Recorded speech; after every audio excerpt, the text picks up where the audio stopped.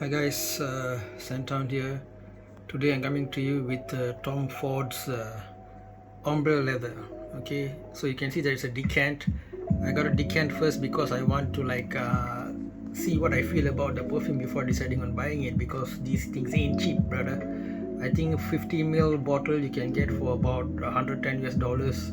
Okay, as usual, the rules apply, taxes, discounts, and whatnot. But this is the number I saw. Okay, so not the cheapest, is more on the higher end designer line. Okay, so what do I feel about this 2018 launch under the nose of Sonia Constant? That's a name.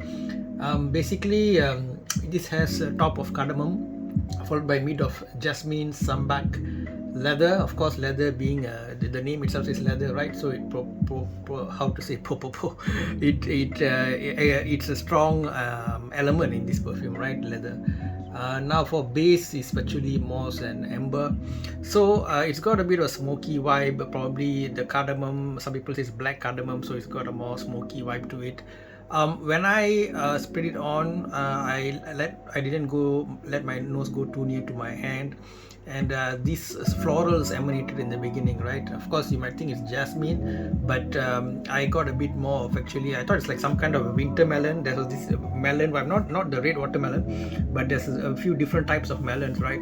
So I had that kind of a feel to it, and then I started getting the medicinal feeling, where if you have cardamom and leather combining, both of them have the medicinal vibe about them. But the interesting thing is, it's not a medicinal vibe as in a negative way. It's kind of sleek and polished, kind of a medicinal vibe. So I see this working, and it also reminds me of entering into a lounge of an expensive hotel, or one of those British club reading rooms, or those what other kinds of, or to flip it, in an environment like bikers hang out, lots of leather, that kind of a place, right? So this will work well in a man who's maybe early 40s onwards, will be great. And especially the setting is important, because if you're going to the sea, if it's a breezy Saturday morning, you're going out with your friends picnicking and all, in the outdoors, I don't think this will give a great vibe, because it's more of a posh, mature, formal kind of a smell. So it will do well in those kind of environments. Even in workplace, if you're not the boss, I wouldn't suggest you wear it, because it's got a lot of it's got a dominant air about it.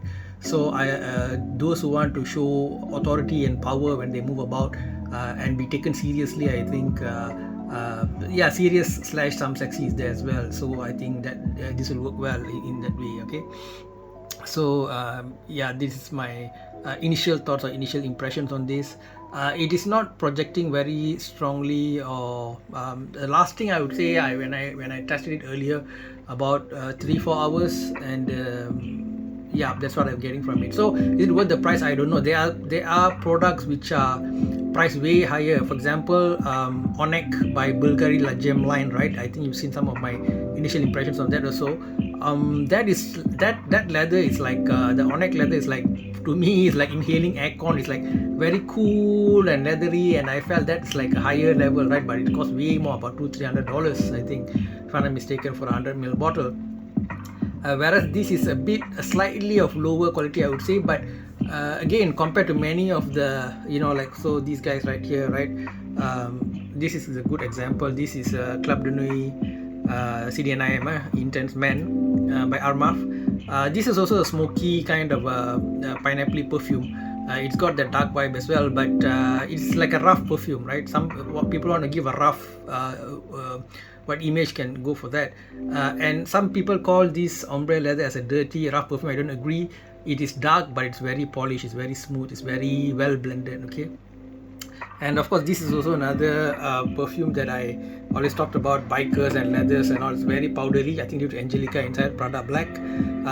Again, budget wise, right, it's not that different. Okay, this is a bit more on the expensive side.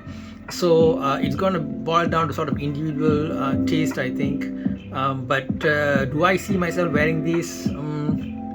Well, I have no doubt about the quality. Quality is good. Okay, the quality of the blend is good. What do you call it? Kudos to Sonia Constant on that.